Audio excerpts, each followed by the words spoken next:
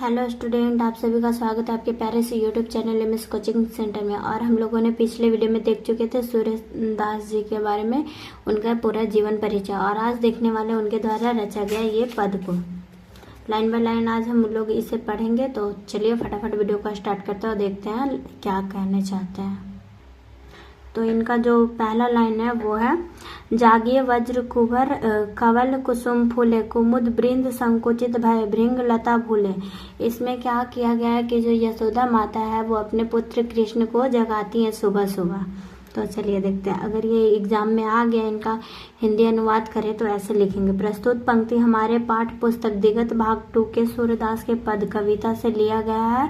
यह कविता सूर्य सागर से संकलित है, जिसमें सूर्यदास जी ने मातृ स्नेह का भाव प्रदर्शित कर रहे हैं। माता यशोदा अपने पुत्र कृष्ण को सुबह होने पे जगा रही है। वह कहती है कि वज्र के राजकुमार अब जाग जाओ, कमल पुष्प खिल गए और कुमुद भी बंद हो गए। कुमुद रात्रि में ही खिलते हैं और इनका संबंध चंद्रमा से। जो कुमुद का फूल है वो क्या है कि चंद्रमा की रोशनी में खिलता है और जैसे ही चंद्रमा की रोशनी खत्म होती है उसी के साथ वो कुमुद फूल भी मुरझा जाता है, मतलब सिकुड़ जाता है। भंवर कमल फूलों पर मंडराने लगे। चलिए, ये पहला लाइन यही था। यहाँ पे क्या है देखिए, यहाँ पे बोलती है यशोदा माता, वज्र कुंवर आप जाग जाइए, जो कुसुम है जाग जाइए।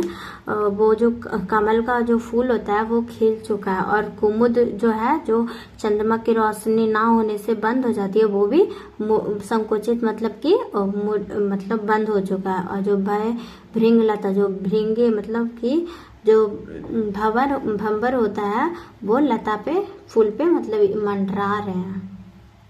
ये था हमारा दो लाइन जो अच्छे से समझ आ गई होगी। अब चलते हम लोग नेक्स्ट लाइन में।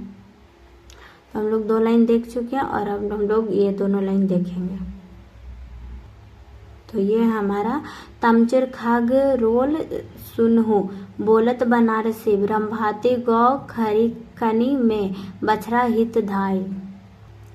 इस लाइन से कहते हैं, यशोदा माता कहती है कि जो पक्षी है, खगा मिस होता है पक्षी, जो पक्षी है वो जो कवल मतलब कि जो चहचहा रही है, और जो गौ मतलब गाय है वो क्या है कि बछड़े को दूध पिलाने के लिए बो रही है, मतलब रंभा रही है। और जो मुर्गे हैं सुबह सुबह वो क्या बोलते हैं कि वो बांग दे रही है, यही बोलते हैं। अगर ये एग्जाम में आ गया तो कैसे लिखेंगे, चलिए देखते हैं। अगर ये एग्जाम में आ गया तो लिखेंगे, प्रस्तुत पंक्ति हमारे पाठ्य पुस्तक दिगत भाग 2 के सूर्यदास के पद कविता से लिया गया है। यह कविता सूर्य सागर से संकलित है, जिनमें सूर्यदास मात्र स्नेह का भाव प्रदर्शित कर रहे हैं। माता यशोदा अपने पुत्र कृष्ण को सुबह होने पर जगा रहे हैं। वह कहती है कि हे वज्र के राजकुमार अब जाग जाओ, सवेरा होने के प्रतीक मुर्गे बांग देने लगे और पक्षियां व चिड़िया का कलरव प्रारंभ हो गया। गौशाला में गऊ बछड़ों के लिए रंभा रही है। अब देखते हैं हम लोग लास्ट 2 लाइन। विधु मलिन रवि प्रकाश गावत नर नारी, सुर श्याम प्रातो उठे अजूब कर धारी। ये बोलते हैं कि आप जाग जाइए। जो देखिए विधु मलिन यानी कि जो चंद्रमा का प्रकाश है वो धीरे धीरे कम होता जा रहा है, और जो सूर्य का रवि मतलब सूर्य का जो प्रकाश है वो धीरे धीरे बढ़ रहा है।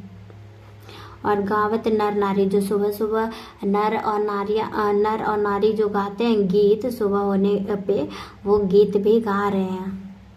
सूर्य श्याम प्रातो उठो अजुम्ब कर धारी। सूर्य श्याम का मतलब कि यहाँ पे है कि हे कृष्ण अब उठ जाओ, अब सुबह हो चुकी है। और अब जो कृष्ण जी थे वो अपने हाथ में कमल धारण करते थे, तो वही बोलती है उनकी माता, अजूब यानी कि कमल धारण करने वाले कृष्ण अब उठ जाओ, सुबह हो चुकी है। अब इसको ऐसे लिखेंगे। प्रस्तुत पंक्ति हमारे पाठ्य पुस्तक दिगत भाग 2 के सूर्यदास के पद कविता से लिया गया है। यह कविता सूर्य सागर से संकलित है, जिनमें सूर्यदास जी मात्र स्नेह का भाव प्रदर्शित कर रहे हैं। माता यशोदा अपने पुत्र को सुबह होने पर जगा रही है। वह कहती है कि हे वज्र के राजकुमार, अब जाग जाओ, चंद्रमा का प्रकाश मलिन हो गया यानी कि कम हो गया और सूर्य निकल आया है। नर नारियां प्रातः कालीन गीत गा रहे हैं। हे श्याम सुंदर, अब उठ, तुम उठ जाओ। हे हाथ में कमल धारण करने वाले कृष्ण, अब उठ जाओ। चलिए अब देखते हैं हम लोग 2। ये हमारा अब देखने वाले हैं कि ये पद का पहला भाग था, ये हम लोग देख चुके हैं तीनों तक, और हम लोग देखने वाले हैं 2 में देखे तो लिखा है, जैवत श्याम नंद की कन्या, कछु खात कछु धराने गिरावत, छवि निक्त निर्खति नंद नारिया। देखिए इसमें क्या है कि जो सूर्यदास जी हैं वो इसमें ये जो पहला में था वो तो उसमें माता जी के प्रेम के बारे में बताया है, और दूसरे में जो है उन्होंने अपने बाबा यानी कि जो कृष्ण के पिताश्री हैं उनके बारे में इसमें बताया है। तो देखिए इस लाइन के माध्यम से सूरदास जी कहते हैं, जिनमें सूरदास जी मात्र पितृ स्नेह का भाव प्रदर्शित कर रहे हैं। श्री कृष्ण नंद की गोद में बैठ के खाना खा रहे हैं। क्या कर रहे हैं? जैवत यानी कि खाना खा रहे हैं नंद की गोद में बैठ के भोजन कर रहे हैं। वे कुछ खाते हैं, कुछ धरती पे गिराते हैं, और इस मनोरम दृश्य का नंद की रानी माँ यशोदा देख रही है। देखिए क्या होता है कि कृष्ण जी तो बहुत छोटे थे, तो अपने हाथों से जब भोजन को खाते थे तो कुछ मुंह में जाता था, कुछ जमीन पे गिरती थी, तो वही बोलते हैं। और ये जो दृश्य है वो अब उसकी माताश्री मतलब कृष्ण जी की माता यशोदा देख रही है। जैवत मतलब होता है भोजन करते हुए, कान्या मतलब गोद में बैठ के, धरनी मतलब पृथ्वी, छवि मतलब शोभा। चलिए अब देखते हैं सेकंड लाइन। बरी बरा बेसन बहु भतीनी, व्यंजन विविध अंगनिया, डरत खात लेत अपने कैर, रुचित मानत दही दोनिया। अब देखिए इसमें क्या बोलते हैं, ये जो कृष्ण जी के लिए है वो बरी बरा बेसन के लड्डू मतलब बहुत सारे पकवान, विविध प्रकार के पकवान बन के आंगन में रखा हुआ है, लेकिन उनका जो है कि उनका जो रुचि है वो क्या है, दही की दोनिया मतलब जो दही का पात्र है उस पर उनका ध्यान है। चलिए देखते हैं अगर इसे कैसे लिखेंगे। इस जिसमें सूरदास जी मातृ पितृ का भाव प्रदर्शित कर रहे हैं, उनके खाने के लिए अनगिनत प्रकार के व्यंजन जैसे बेसन के बाड़े, बड़ियाँ इत्यादि बने हुए हैं। वे अपनी हाथों से कुछ खाते हैं और कुछ गिराते हैं, लेकिन उनकी रुचि केवल दही के पात्र पर ही अत्यधिक होता है। अब देखते हैं यहाँ पर, मिश्री दही माखन करी, मुख नावत छवि धनिया, आमुन खात नंद मुख नावत सो छवि कहत न बनिया। देखिए इसमें क्या है कि जो मिश्री दही और माखन को क्या बोल रहे हैं कि मिला के मुख में डालते हैं, और ये जो दृश्य है उनकी माता से देख रही होती है, और जो कृष्ण जी है वो अपने बाबा को वही कुछ खिलाता है और कुछ खुद भी खाता है। तो इसको लिखेंगे, श्री कृष्ण नंद की गोद में बैठ के भोजन कर रहे हैं। वे मिश्री दही माखन को मिलाकर अपने मुख में डालते हैं। यह मनोरम दृश्य देखकर यशोदा माँ धन्य हो जाती है। वे खुद भी खाते हैं और नंद के मुंह में भी डालते हैं। यह मनोरम छवि का वर्णन नहीं बनता, मतलब ये उस वैसा दृश्य जिसके बारे में जितना भी मतलब लिखने जो शब्द होते हैं उसके लिए शब्द कम पड़ जाए, ऐसा दृश्य था। यह आखिरी के 2 लाइन है। जो रस नंद यशोदा बिलसत, सो नहीं तिहु भवनी, भोजन करी नंद अचमन लील हो, मांगत सुर जुठनिया। देखिए ये जो ऐसे देख रही है यशोदा माता खाते हुए और खिलाते हुए तथा भोजन को गिरते हुए, ये दृश्य जो है वो तीनों लोकों में कोई भी अब जो महसूस होता है वो महसूस नहीं कर सकता। और जो भोजन जो बच जाता है लास्ट में प्लेट में, उसे क्या कि सूरदास जी मांगते हैं खाने के लिए प्रसाद के रूप में। देखिए मांगत सुर जुठनिया मतलब जो जूठा भोजन बच जाता है प्लेट में, उसे सूरदास जी बोलते हैं कि हे कृष्ण आप मुझे ये भोजन दे दीजिए, मैं इसे प्रसाद के रूप में खाऊंगा। चलिए श्री कृष्ण नंद की गोद में बैठकर भोजन कर रहे हैं। ये दिव्य क्षण का जो आनंद नंद और यशोदा को मिल रहा है, यह तीनों लोकों में किसी को प्राप्त नहीं हो सकता। भोजन करने के बाद नंद और श्री कृष्ण कुल्ला करते हैं और सूरदास उनका जूठन मांग रहे हैं।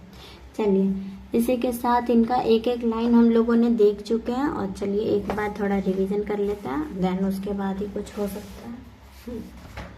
इसमें क्या है कि इसमें यशोदा माता बोली थी कि जो कुसुम कुमुद और जो लता मतलब फूलों पे भंवरे मंडरा रहे हैं, इसमें बोलते हैं कि मुर्गे बांग दे रहे हैं और जो गायें हैं वो रंभा रही है और जो चिड़ियाएं हैं वो चहक रही है, मतलब कि आवाज कर रही है।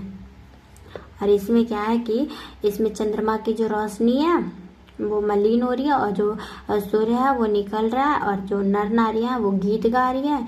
सूर सागर और इसमें बोलती है कि हे श्याम सुंदर आप उठ जाइए, एक हे कमल धारण करने वाले अब आप उठ जाइए। ये तो पहला था, और अब हम लोग देखते हैं दूसरे में। ये जयवती श्याम नदी, आप देखिए क्या कर रहे हैं कि जो श्याम है मतलब कि जो कृष्ण जी है वो नंद की गोद में बैठ के भोजन कर रहे हैं, कुछ खाते हैं कुछ गिराते हैं। ये जो छवि है उसे यशोदा माता देख रही है। बहुत सारे पकवान बने हुए हैं, देखिए बड़ी बड़ा बहुत सारे पकवान आंगन में बन के रखे हुए हैं। ये अंडारत खात लेन, देखिए ये तो भोजन तो खा ले रहे हैं लेकिन उनकी जो रुचि है वो दही के पात्र पर ही है। मिश्री दही माखन मिश्रित करित और मुख नावत छवि धनिया। और इस पंक्ति में कहते हैं कि मिश्री माखन ये सब मिला के मिश्रित करके वो मुख में डाल रहे हैं और कुछ आपुन खात नंद मुक्त नावत, मतलब खुद भी खा रहे हैं और नंद अपने पिताश्री के मुख में भी डाल रहे हैं। ये छवि कहत न बनी, ये छवि का जो दृश्य है उसे हम लोग अपने शब्दों में नहीं कह सकते। जो रस नंद और किशोर से जसोदा बिलसत, मतलब ये जो रस उससे निकल रहा है, उस जो अनुभव नंद और यशोदा माता कर रही है वो तीनों लोकों में सोनाम तीनों भूनिया, मतलब कोई भी तीनों लोगों में नहीं कर सकता। भोजन करी नंद अचमी लियो मांगत सूरज उठनिया, जब भोजन करके कृष्ण नंद कुल्ला कर लेते हैं तब उसके बाद क्या है कि सूरदास जी बोलते हैं कि ये बचा हुआ भोजन हमें दे दीजिए, हम इस जूठन को प्रसाद के रूप में हम इसे ग्रहण करेंगे। चलिए एक एक लाइन का हिंदी अर्थ हो गया, और इसी के साथ ये हमारा चैप्टर जो है वो कंप्लीट हो चुका है। नेक्स्ट वीडियो में इसके सब्जेक्टिव क्वेश्चन के साथ हम लोग मिलने वाले हैं।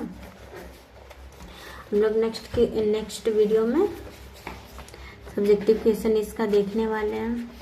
देखिए इनके सब्जेक्टिव क्वेश्चन को देखेंगे, 6 क्वेश्चन है तो 6 क्वेश्चन को एक एक करके हम लोग सारे क्वेश्चन को सॉल्यूशन के साथ देखने वाले हैं। आज के लिए इतना ही, फिर मिलते हैं कल एक नई वीडियो के साथ, तब तक के लिए बाय बाय।